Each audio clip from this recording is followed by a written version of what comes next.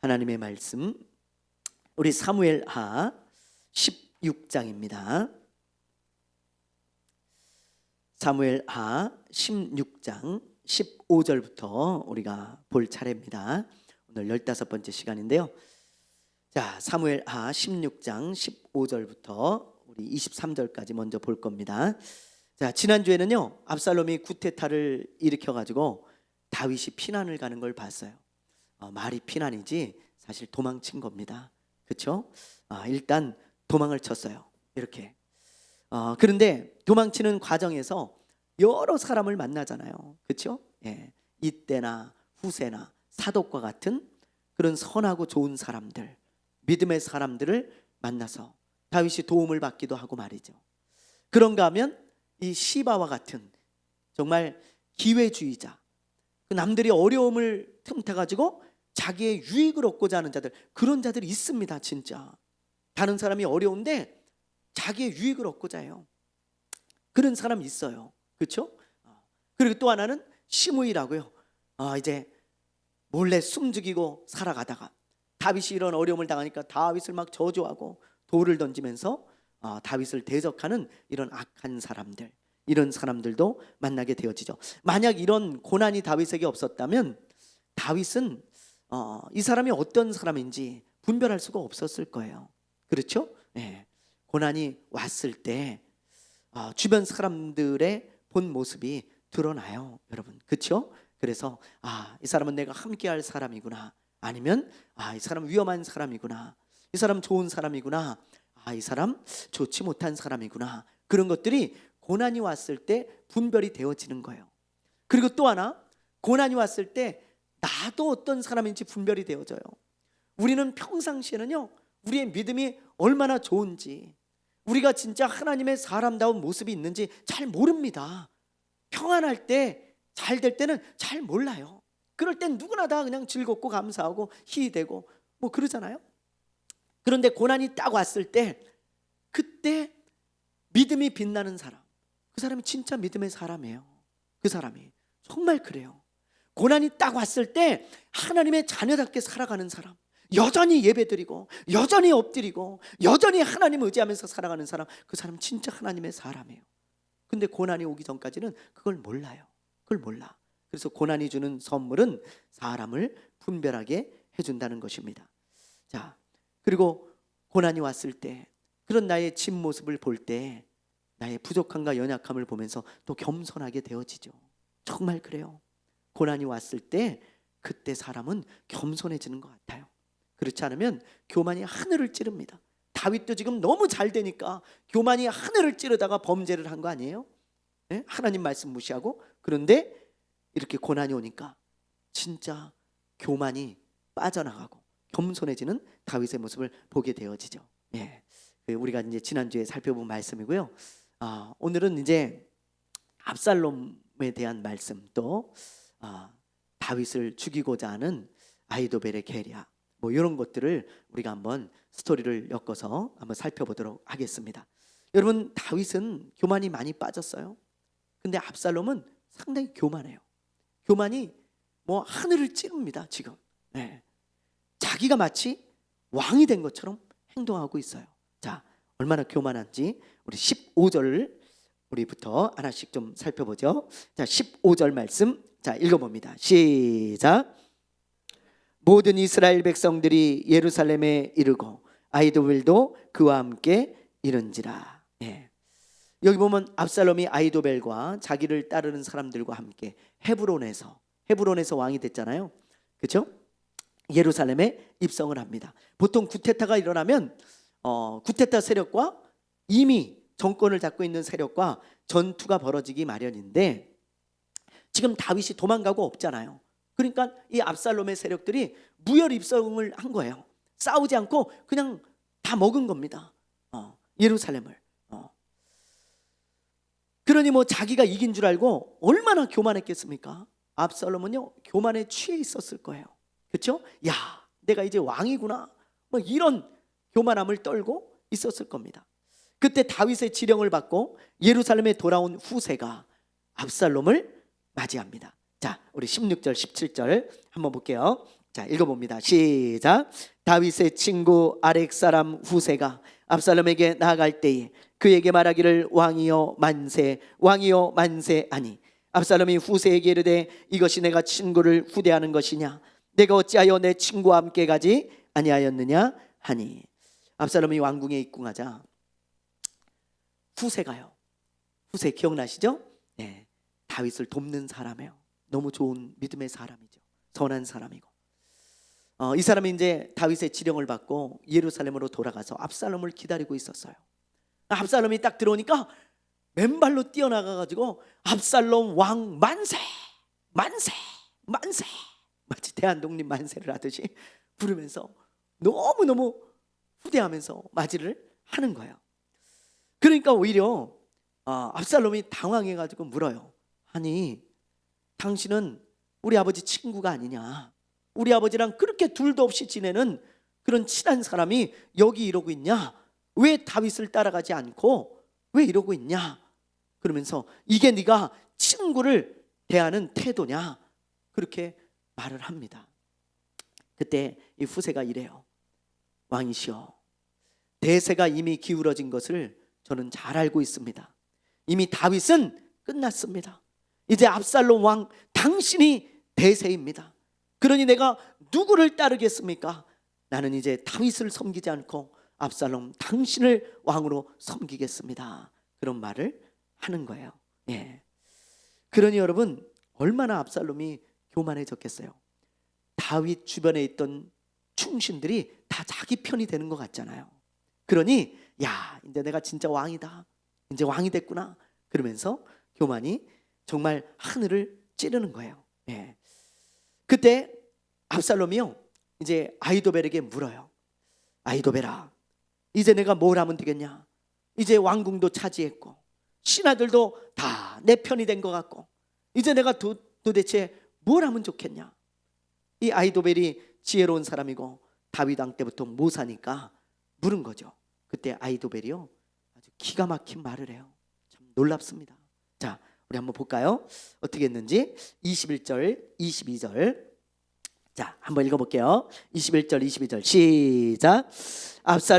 아히도벨이 압살롬에게 이르되 왕의 아버지가 남겨두어 왕궁을 지키게 한 후궁들과 더불어 동침하소서. 그리하면 왕께서 왕의 아버지가 미워하는 바 됨을 온 이스라엘이 들으리니 왕과 함께 있는 모든 사람의 힘이 더욱 강하여지리이다 하니라. 이에 사람들이 압살롬을 위하여 옥상에 장막을 치니 압살롬이 온 이스라엘 무리의 눈앞에서 그 아버지의 후궁들과 더불어 동침하니라. 기가 막히죠. 네, 압살롬이 뭐라고 합니까? 아니, 아히도벨이요? 압살롬이 아니고 아히도벨이. 그럼 뭐라고 그래요?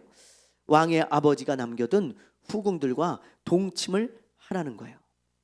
기가 막히죠. 네. 왜 이런 말을 했냐면 크게 두 가지 이유 때문입니다. 첫째는 다윗과 완전히 원수가 되게 하려는 거예요. 여러분, 지금 다윗과 압살롬이 싸우고 있잖아요. 그런데 이 사람들은 부자지간이라는 것을 잊으면 안 돼요. 부자지간이 어떤 사이예요? 화났다가도 금방 화해할 수 있는 사이예요. 그죠? 예. 저도요, 우리 시우한테 화가 날 때가 있어요. 근데 그 화가 오래 가지 않아요. 금방 풀어집니다. 웬만하면 다 금방 풀어져요. 금방 또 안아주고 받아주고 뭐 금방 또 친하게 지내고 밥도 먹고 그러잖아요. 그게 부자지간 아니겠습니까? 예. 그런데 압살롬의 편에 선 사람들의 입장에서 한번 생각해 보세요.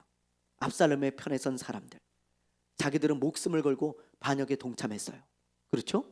근데 만약에 갑자기 그러다가 부자지간이 화해를 했어, 다윗하고 압살롬이. 그럼 너무 곤란하잖아요. 난처하잖아요. 압살롬은 왕의 아들이니까 용서받을 수 있어요. 누가 뭐 자기 아들을 죽이겠어요? 그렇죠? 다윗도 압살롬을 죽이려고 하지 않잖아요. 그런데 반역을 함께 한 사람들은 다르죠. 다윗은 그런 사람들을 죽일 수도 있어요. 그리고 유배를 보낼 수도 있고요. 뭐 다윗이 충분히 그럴 수 있습니다. 또 그렇게 생각을 하고요. 이 사람들은 이제 반역에 실패하면 자기네들은 죽는 거예요. 정말. 그래서 아히도벨은요, 다윗의 후궁과 동침하라고 강력하게 압살롬에게 권유를 합니다. 이런 짓을 하면 아무리 다윗이라도 용서하지 않을 거라는 생각을 아히도벨이 했기 때문에요. 이제 만약에 후궁과 동침하면 부자지간은 끝났다. 이제는 완전히 원수가 돼서 각자다 각자, 그렇게 생각을 하는 거예요. 그게 더욱 안전한 거죠, 자기네들이 볼 때. 그래서 그런 계략을 쓴 거고요. 자, 두 번째는요, 반역에 동참한 사람들의 사기를 높이기 위해서 그래요. 자, 여러분, 이 당시 주변 나라들의 특징이 뭐냐면, 뭐 옛날에 우리 조선시대도 마찬가지였어요. 자, 전왕이 있어요. 전왕의 여자들이 있습니다. 후궁들, 뭐 이런 여자들. 근데 구테타를 일으키고 왕권을 차지하잖아요. 그럼 전왕의 후궁들을 다 자기가 차지하는 거예요. 그래서 자기가 이제 이 왕궁의 주인이 되고 이 나라의 주인이 됐다는 것을 선포하는 것입니다. 선포해. 그게 뭐 그 당시 주변 나라들의 특징이고 왕권이 있었던 그 당시의 특징이에요. 자기가 공식적인 왕임을 선포하는 거죠. 근데 아히도벨이 지금 압살롬에게 이걸 하라는 거예요. 그러면 반역에 동참한 사람들이 생각할 때 어떻겠어요? 반역에 성공했다는 생각이 들겠죠. 그렇지 않겠어요? 이제 왕궁도 차지했어요. 후궁도 차지했어요. 이제 압살롬이 왕이에요. 진짜 누가 봐도 공식적인. 그러니 반역에 동참한 사람들은 야, 이제 됐다, 우린 이제 안 죽는다, 그러면서 사기가 올라가고요. 또 야, 우리도 이렇게 목숨을 걸고 동참했으니까 우리도 뭐 한 자리 주겠지, 뭐 그러면서 꿈을 꾸지 않겠어요? 김칫국 마시지 않겠어요? 그죠? 그러니까 사기가요 엄청 올라가는 거예요, 이 사람들이. 그런 의도를 가지고 아히도벨이 계략을 베푼 거예요. 이 사람은 진짜 인간적으로 볼 때는 굉장히 지혜롭고 똑똑한 사람이에요. 정말. 그렇죠? 네. 그런데 인간적으로 볼 때는 그렇지만 이미 하나님께서 나단을 통해서 다윗에게 그런 재앙을 주시겠다고 말씀하신 거잖아요. 그 말씀이 이루어진 것입니다. 너는 은밀히 그 죄를 행했지만 나는 대낮에 사람들이 다 볼 수 있도록 너의 아내를 빼앗기게 할 거야. 하나님의 놀라운 말씀이에요. 그 재앙의 말씀이 그대로 이루어지는 걸 보세요. 인간들이 볼 때는 그냥 우연히 일어난 일인 것 같고 아히도벨은 그런 말씀을 모르고 자기가 그냥 계략을 베푼 거지만 하나님의 이 말씀이 이루어지는 걸 보세요. 하나님의 말씀은 1.1핵도 땅에 떨어지지 않습니다. 아멘이죠? 네, 제가 이걸 보다가요 이런 생각을 했습니다. 이런 생각을요. 압살롬이 이 정도는 아니었는데, 그렇죠? 압살롬이 이스라엘의 온 무리가 보는 앞에서 옥상에 장막을 딱 쳐놓고 아버지의 여자들, 후궁들과 함께 동침을 해요. 그 아히도벨의 계략대로 그대로 행합니다. 여러분, 압살롬이 이 정도는 아니었잖아요. 오늘 말씀을 묵상하는데요, 야, 이 사람이 어쩌다 이렇게 타락했을까? 그 다윗이라는 믿음의 사람의 아들로 태어나서 그 가정에서 살면서 그래도 좀 선함도 있고 그런 것도 있었을 텐데 어쩌다 이 사람이 이렇게 타락하게 되었을까? 그 생각을 쭉 한번 해봤어요. 말씀을 묵상하면서 너무 안타까워서. 그럴 때 한 가지 단어가 딱 떠오르더라고요. 부끄러움입니다. 부끄러움. 다윗은요 어떤 잘못을 했을 때 하나님 앞에 회개하고 그걸 부끄러워했어요. 정말 그렇습니다. 시편 같은 데를 보시고 우리가 지금 사무엘 상하를 보면 알겠지만 시므이가요 다윗을 저주하면서 돌을 던질 때 다윗이 뭐라 그럽니까? 얘야, 그냥 놔둬라. 저 사람을 죽이려고 하니까 장군이 놔둬라. 내가 죄를 지었기 때문에 하나님이 저 사람을 통해서 나를 부끄럽게 하는 거 아니냐, 나 들으라고 하는 소리 아니냐, 내가 잘못한 거니까 내가 들어야지, 놔둬라, 내 잘못이다. 그리고 그냥 지나가요. 자기가 지은 죄를 굉장히 부끄러워하고 있는 거예요. 이건 내 잘못이다, 그래 내가 부끄러움을 당해야 된다, 당해도 싸다, 이러면서 부끄러워하고 있는 다윗을 보게 돼요. 그러나 압살롬은요, 보세요. 자기 형 죽였죠. 자기 아버지 죽이려고 지금 쫓아다니죠. 아버지한테 왕권을 빼앗았죠.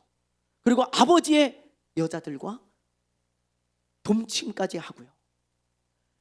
뭐 이런 엄청나게 악한 짓을 하고도 전혀 부끄러움을 몰라요. 전혀 부끄러움을 모릅니다. 네. 성경에 보면요, 압살롬이 회개하거나 부끄러워하거나 후회했다는 구절이 단 한 구절도 나오지 않아요.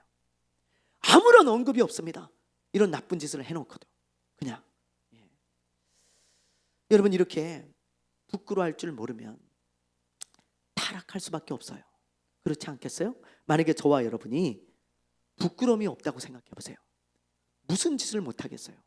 사람이 부끄럽기 때문에 나쁜 짓을 못하는 거예요. 그렇죠? 그런데 부끄러움이 없어. 그럼 그게 뭔 짓을 못하겠냐고. 무슨 짓이든 하잖아요. 그래서 타락하는 거예요. 압살롬이 부끄러움을 몰라 점점 더 악한 짓을 하는 거예요. 요즘 여러분 사회적으로 문제가 되고 있는 사람들이 있어요. 바로 소시오패스입니다. 들어보셨을 거예요. 소시오패스. 반사회적 인격 장애입니다. 반사회적. 이 사람들은 쉽게 얘기하면 반사회적 인격 장애가 뭐냐? 타인에 대한 배려를 전혀 안 하는 거예요. 타인에 대해서 전혀 배려를 안 해. 신경을 안 써요. 그래서 반사회적 인격 장애라는 거예요. 다른 사람한테 전혀 신경을 안 써요. 이 소시오패스의 정의가 이렇게 돼요. 자신의 성공을 위해 수단과 방법을 가리지 않고 나쁜 짓을 저지르며 전혀 양심의 가책을 느끼지 않는 사람. 무섭죠, 여러분. 어떤 나쁜 짓을 하면서도 자기가 원하는 어떤 짓은 다 하는데 양심의 가책은 전혀 못 느껴. 이게 소시오패스예요. 여러분, 소시오패스 범죄가 요즘 종종 일어나잖아요. 그렇죠? 여기 양심의 가책이 뭡니까? 부끄러움이에요. 부끄러움을 못 느껴. 그게 환자입니다, 여러분. 그래서 이런 사람들은 굉장히 위험한 거예요. 타락하는 거예요. 여러분, 굉장히 위험한 사람들이죠. 정상 범위를 벗어난 행동을 하는데도 양심의 가책을 못 느껴요. 이 소시오패스예요. 저는 이 압살롬을 보다가요, 소시오패스라는 생각이 들었어요. 이게 생각이 나더라고. 그래서 인터넷에 제가 찾아본 거예요. 이 소시오패스, 압살롬이 분명히 소시오패스 같아. 보니까 확률이 높아요. 나쁜 짓을 하는데 양심의 가책, 부끄러움을 몰라. 이 사람 아버지를 죽이려고 그러고 아버지 여자들을 겁탈하고 형을 죽이고 이래도 전혀 부끄러움을 모르고 왜 나한테 대우를 이렇게밖에 못하냐고 오히려 화를 내고 앙심을 품고 살아가죠. 이 소시오패스입니다, 여러분. 그러므로 타락하지 않으려면 여러분 부끄러움이 우리 마음에서 되살아나야 돼요. 그래서 여러분 우리 기도해야 돼요. 하나님, 내가 부끄러워해야 할 때 정말 부끄러워할 줄 알게 해달라고. 그게 인간적인 사람이에요. 부끄러움을 모르는 사람은 정말 인간적이지 않습니다. 기계적인 사람이에요. 부끄러워하는 사람들 너무 인간미가 있어요. 너무 부끄러워요, 목사님. 인간미가 있는 사람이야. 이런 사람들은 타락하지 않아. 부끄러움을 타는 사람들. 그런데 부끄러워할 줄 모르면 위험한 사람이에요. 여러분, 나에게 내 마음에 부끄러움이 있는지 잘 보세요. 그리고 하나님 앞에 늘 기도해야 될 제목 중에 하나가, 하나님, 나의 부끄러움을 회복시켜 주십시오. 내가 뭘 잘못하거나 어떤 죄를 지었을 때 하나님께도 회개하지만 정말 부끄러워할 줄 아는 그런 크리스천이 되게 해 주십시오. 이렇게 기도할 때 그런 부끄러움이 되살아나서 우리의 마음이 또 우리의 삶이 타락하지 않을 줄로 믿습니다. 아멘. 네. 다윗을 죽이기 위한 아히도벨의 이 전략이 어떤 건지 오늘 말씀에 나오는데요. 이 아히도벨도요, 진짜 정말 어쩌다 이렇게 됐는지 모르겠더라고요. 보니까. 자, 아히도벨이 다윗을 죽이기 위해서 어떤 전략을 쓰는지 우리 한번 봅시다. 자, 17장 1절에서 4절인데요. 자, 우리 한번 스토리상 다 읽어봐야 돼요. 1절에서 4절 한번 읽어봅니다. 시작.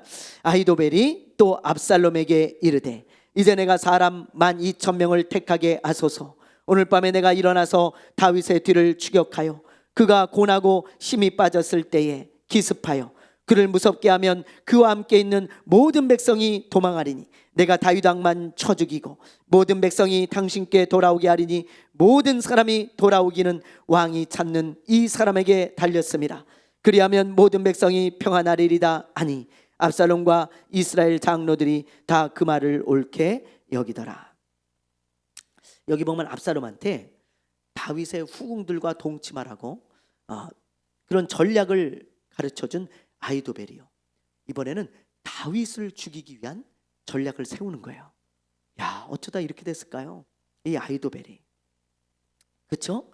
다윗을 돕고 다윗과 함께하던 사람이 이렇게까지 변했어요. 다윗을 죽일 수 있는 전략이 뭔가, 이 사람 진짜 뛰어난 사람입니다. 보면 볼수록 천재예요, 천재. 인간적으로 볼 때는 어떤 전략을 세우냐면 압살롬에게 그러는 거예요. 다윗이 지금 굉장히 피곤한 상태고 힘들어하는 상태입니다. 다윗뿐만이 아니고 다윗과 함께하는 모든 장수들, 군인들이 다 그럴 겁니다. 왜? 지금 도망을 다니고 있잖아요. 여러분, 정처 없이 길에서 자고 도망을 다니는 사람들이 얼마나 피곤하고 힘듭니까? 그잖아요. 너무너무 힘들어요. 어디 한 군데 쉬지도 못하고 지금 계속 도망을 가고 있어요. 그러니까 아히도벨은 그런 상태에 있기 때문에 지금 기습 공격을 해야 된다는 거예요. 그리고 기습 공격을 할 때 다 죽일 필요 없습니다. 다윗 왕만 딱 찾아가지고 집중 공격을 해서 죽이면 이 전쟁 끝납니다. 왕이 진짜 왕이 되고 다윗은 죽고, 그러면 다윗을 따르는 사람들은 다 흩어지거나 우리 편이 될 것입니다. 그러니 나에게 뭐를 달라고요? 12,000명을 주라는 거예요. 군사 12,000명. 그러면 제가 그 군사 12,000명을 데려가서 다윗만 딱 기습작전해가지고 죽여가지고 이 나라를 압살롬 당신에게 내가 돌려주겠어. 그렇게 전략을 세우는 거예요. 천재예요. 다윗이 딱 그런 상황이거든요. 지금 싸울 기력이 없습니다. 다윗은 너무 힘들고 피곤해요. 다윗과 함께하는 사람들도 다 지쳐 있어요. 이런 엄청난 전략을 딱 미리 내다보고 간파를 하는 거예요. 네. 그러자 압살롬을 비롯한 신하들이 이 말을 다 옳게 여기죠. 지금 다윗은 어디 있냐? 자, 이 보세요. 지금 여기 예루살렘에 지금 압살롬과 그의 무리들이 있고, 다윗은 여기 길갈 근처 바울임이라는 곳에 있는데 요단강을 건너가기 전이에요. 여기서 여기까지 거리가 얼마나 되냐? 3-40km밖에 안 됩니다. 3-40km, 굉장히 가까워요. 그러니까 이 아히도벨이 빨리 쫓아가서 다윗만 빨리 죽이자는 거예요. 그럼 끝납니다. 그 말이에요, 여러분. 자, 만약에 압살롬이 아히도벨의 말을 듣고 그래 빨리 가라, 기습작전 해라 그랬으면 다윗은 죽었을 거예요, 진짜로. 그리고 끝났습니다. 그런데 하나님의 은혜로 다행히 후세의 말을 들어요. 이 압살롬이 아히도벨의 말을 듣지 않고. 그 이야기는 이제 잠시 우리가 이제 이따가 살펴볼 거예요. 지금은 이 아히도벨의 전략과 마귀의 전략의 공통점을 좀 말씀드리려고 합니다. 지금 아히도벨의 전략이 뭐예요, 여러분? 아히도벨이 다윗 왕만 쳐 죽이자는 거예요. 다윗 왕만. 군사들은 다 냅둬라. 왕만 쳐 죽이면 끝난다, 이 전쟁. 그렇게 말하는 거죠. 네. 여러분, 이 전략, 이게 바로 마귀의 전략입니다. 마귀의 전략. 아히도벨이 지금 마귀에게 사로잡혀서 지금 다윗을 죽이려고 하는 거예요. 마귀가 쓰는 전략이 지금 나오고 있잖아요. 마귀는요, 항상 교회의 리더들, 일꾼들, 목자들, 직분자들, 이런 사람들을 집중 공격해가지고요, 그런 사람들을 죽이려고 그래요. 믿음을 죽이고 넘어뜨려요. 그러면 교회가 무너져요. 기독교에 많은 피해가 갑니다. 그걸 마귀는 잘 알아요. 그래서 예수님이 이런 말씀을 하셨잖아요. 마태복음 26장 31절. 자, 한번 읽어봅니다. 시작. 그때 예수께서 제자들에게 말씀하셨다. 오늘 밤에 너희는 모두 나를 버릴 것이다. 성경에 기록하기를 내가 목자를 칠 것이니 양떼가 흩어질 것이다 하였다. 누가 목자를 치나요? 예수님을 누가 쳐요? 마귀가 치는 거예요. 마귀는 예수님의 발 뒤꿈치를 상하게 하고 예수님은 마귀의 머리를 밟죠. 그렇죠? 그러니까 여러분 보세요. 마귀의 전략은 항상 교회의 리더, 일꾼, 그런 직분자들, 사역자 이런 사람들을 딱 쳐가지고 양떼를 흐트러뜨리고 정말 집중하지 못하게 하는 거예요. 기독교에, 신앙에, 여러분 하나님이 주신 사명에 리더만 치면 끝나요. 무너지면. 지금 마귀의 전략과 얼마나 똑같습니까? 지금 아이도벨이 마귀에게 붙들려 있는 거라고요. 마귀가 이 아이도벨을 쓰고 있는 거예요. 그러니까 이런 마귀의 전략이 고스란히 나오잖아요. 여러분, 예? 너무너무 소름 끼치지 않습니까? 예. 오너 리스크라는 말이 있어요. 오너 리스크. 기업의 대표나 창업자가 사건 사고를 일으키거나 구설수에 오르면 기업의 매출이나 이미지에 큰 타격을 입는 것을 말해요. 오너 리스크라고 하잖아요. 오너 리스크. 요즘 오너 리스크 때문에 힘든 분이 있어요. 누구예요? 예, 뒤에 사진에 있는데 너무 유명한 분이죠. 더본 코리아 백종원 대표입니다. 그동안 백종원 대표는요, 성실하고 깨끗한 이미지, 그렇죠? 진실한 이미지, 그런 것으로 많은 인기를 얻고 사업도 많이 확장을 했어요. 성공했죠. 근데 요즘 각종 구설수에 올라가지고 경찰 조사를 받고 있습니다. 네. 저도 이제 관심 있게 이런 이제 시사를 보는데 기사를 보니까요, 이 음식의 원산지를 속여가지고 국산이 아닌데 국산인 것처럼 그렇게 하고 말이죠. 중국산이나 브라질산 뭐 이런 뭐 이제 그런 재료를 쓰고 그랬더라고요.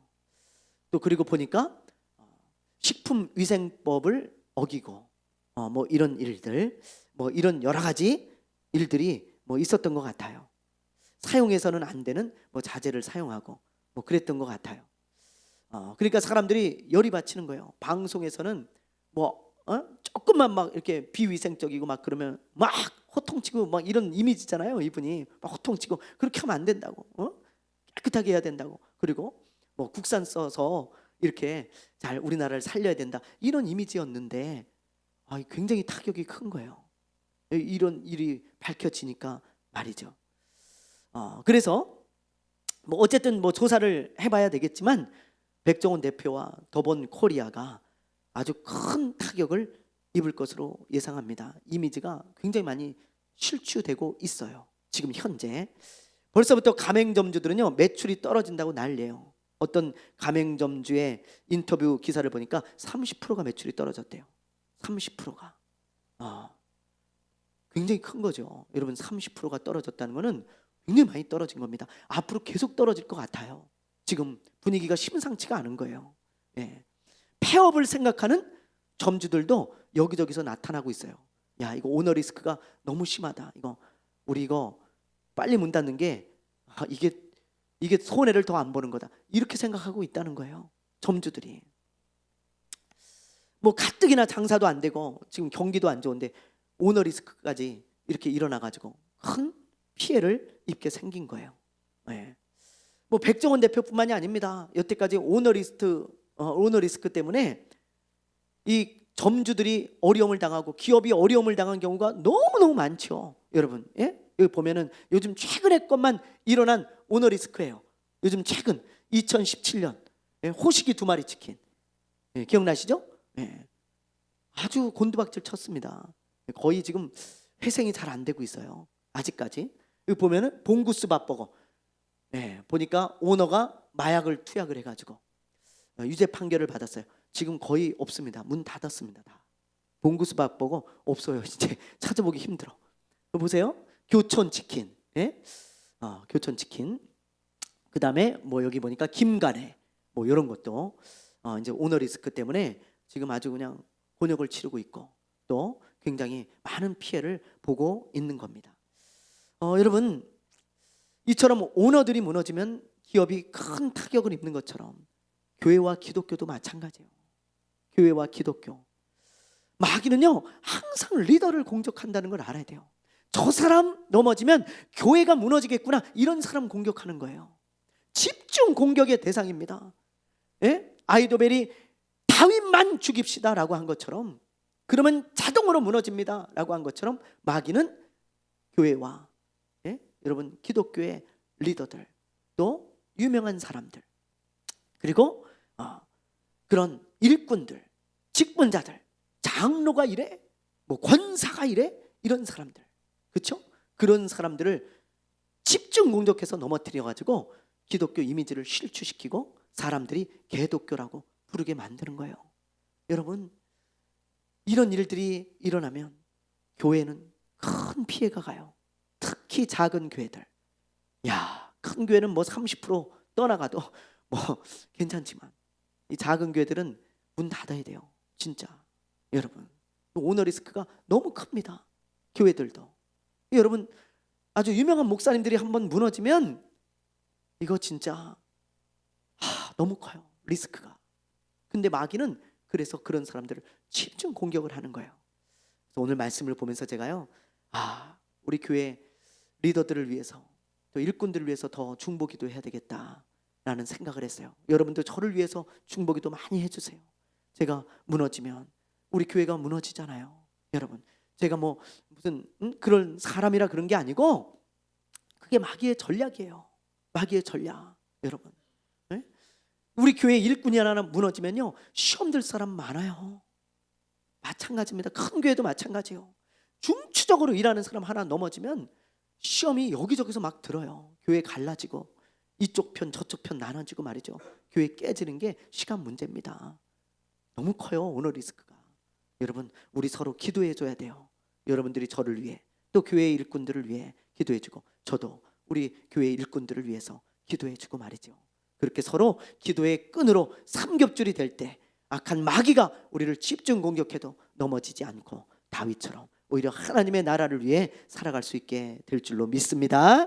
여러분, 꼭 우리 서로 중보기도하는 저와 여러분 되시길 바라요. 아멘. 자, 우리 마지막으로 다윗을 살리기 위한 후세의 전략을 이제 한번 보겠습니다. 자, 우리 17장 5절부터 23절인데요. 아히도벨은 다윗을 죽이기 위한 전략을 쓰지만 후세는 어떤 전략을 써요? 다윗을 살리기 위한 전략을 쓰겠죠. 당연하죠. 후세는 다윗 편이고 믿음의 사람이고 선한 사람이에요, 여러분. 그래서 다윗을 살리기 위한 전략을 쓰는데 어떤 전략을 쓰는지 한번 봅시다. 5절에서 7절입니다. 자, 17장 5절에서 7절 먼저 읽어볼게요. 시작. 압살롬이 이르되 아렉 사람 후세도 부르라. 우리가 이제 그의 말도 듣자 하니라. 후세가 압살롬에게 이르되 압살롬이 그에게 말하여 이르되 아히도벨이 이러이러하게 말하니 우리가 그 말하는 대로 행하랴. 그렇지 아니하거든 너는 말하라 하니 후세가 압살롬에게 이르되 이번에는 아히도벨이 베푼 계략이 좋지 아니하니이다 하고. 압살롬은 아히도벨의 전략을 들은 후에 후세의 전략도 듣기 위해서 그를 불러요. 아히도벨이 2차 저차 해가지고 지금 당장 추격해서 다윗만 죽이자고 하는데 당신의 생각은 어떻소? 이게 좋은 생각인 것 같소? 이렇게 물어요. 여러분, 저는 이 말씀을 보다가요, 이게 하나님의 역사다, 은혜다, 그런 생각을 했어요. 그렇지 않겠어요? 아히도벨의 전략을 그냥 따르면 되는데 뭐하러 물어요? 너무 좋은 전략이거든요. 근데 갑자기 하나님께서 압살롬의 마음에 후세한테도 좀 물어봐야겠다, 그런 마음이 들게 하시는 거예요. 희한하죠? 안 그래도 되는데. 그래서 갑자기 후세의 이야기가 듣고 싶은 거예요. 압살롬이, 야, 이거 좋은 전략이긴 하지만 내가 가만히 있어봐, 후세의 이거 전략도 한번 들어봐야 되지 않겠어? 이상하게 듣고 싶어, 이 사람의 전략을. 그래서 그 사람을 불러와. 그래가지고 후세 당신은 어떻게 생각하는지, 아히도벨은 이런 전략을 냈는데 당신은 어떻게 생각하는지, 어떤 전략을 쓰는 게 좋겠는지 말 좀 해보시오. 이렇게 묻는 거예요. 네. 여러분, 하나님의 사람을요, 하나님은 하나님의 사람이 알든 모르든 돕고 계세요. 그렇죠? 예. 다윗은 몰라요 지금 이 상황을. 근데 하나님은 다윗을 돕고 계시잖아요. 하나님이 일하시잖아요. 다윗만 그럴까요? 아니에요. 저와 여러분이 하나님의 사람이라면 하나님은요, 우리가 알든 모르든 항상 돕고 계세요. 어떤 사람이 그러더라고요. 내가 서쪽에서 일하면 하나님은 동쪽에서 일하신다. 너무 놀라운 말씀이죠. 나는 서쪽에서 막 일하고 있어요. 근데 하나님은 내가 보지 않는 곳에서 항상 돕고 계셔요. 우리는 우리가 우리의 힘으로 여기까지 온 줄 알고 우리의 힘으로 지금 이렇게 잘 살아가고 있는 줄 알아요. 그러나 천만에요, 하나님의 보이지 않는 도우심이 아니면 우린 이렇게 살아갈 수 없어요. 여러분, 이걸 꼭 기억하고 하나님께 감사해야 됩니다. 여러분은 모를 수 있어요. 그러나 하나님은 언제나 저와 여러분을 돌보시고 계시고 항상 세심하게 돕고 계시다는 걸 알아야 돼요. 우리는 모를 수 있지만 하나님은 그렇게 하신다고요. 보세요, 지금 다윗은 몰라요. 근데 하나님이 압살롬의 마음을 감동해서 지금 후세의 이야기를 듣게 하셔서 다윗을 살려주잖아요. 그렇죠? 자, 후세가요, 들어보니까 이거 큰일 났거든요. 이거 아히도벨의 말 들으면 다윗은 100% 죽습니다. 이거는. 예. 그러니까 이 후세가요, 최대한 감정을 절제하면서 아무 일이 아닌 것처럼 당황하지 않고 당황하지 않고 그렇게 이야기를 하는 거예요. 왕이시여, 가만히 있어봐요. 제가 들어보니까 속으로는 막 이거 조마조마한데 태평한 척하면서 내가 들어보니까요, 이번에는 아히도벨의 계략이 좋지가 않습니다. 그전에는 좋은 계략을 썼지만 이번에는 제 생각이 더 좋을 것 같은데요. 그러면서 쭉 이야기를 합니다. 자, 어떻게 전략을 세우는지, 그 짧은 시간에 말이죠, 하나님이 주신 지혜를 가지고 딱 전략을 세우는 거예요. 자, 7절에서 13절까지 우리 한번 보겠습니다. 7절에서 13절까지 한번 읽어봅니다. 시작. 후세가 압살롬에게 이르되 이번에는 아히도벨의 베푼 계략이 좋지 아니하나이다 하고, 또 후세가 말하되 왕도 아시거니와 왕의 아버지와 그의 추종자들은 용사라. 그들은 들에 있는 곰이 새끼를 빼앗긴 것 같이 격분하였고 왕의 부치는 전쟁에 익숙한 사람인즉 백성과 함께 자지 아니하고 지금 그가 어느 굴에나 어느 곳에 숨어 있으리니 홍무리 중에 몇이 먼저 엎드러지면 그 소문을 듣는 자가 말하기를 압살롬을 따르는 자 가운데에서 패함을 당하였다 할지라. 비록 그가 사자 같은 마음을 가진 용사의 아들일지라도 낙심하리니 이는 이스라엘 무리가 왕의 아버지는 영웅이요 그의 추종자들은 용사인 줄 알미니이다. 나는 이렇게 계략을 세웠나이다.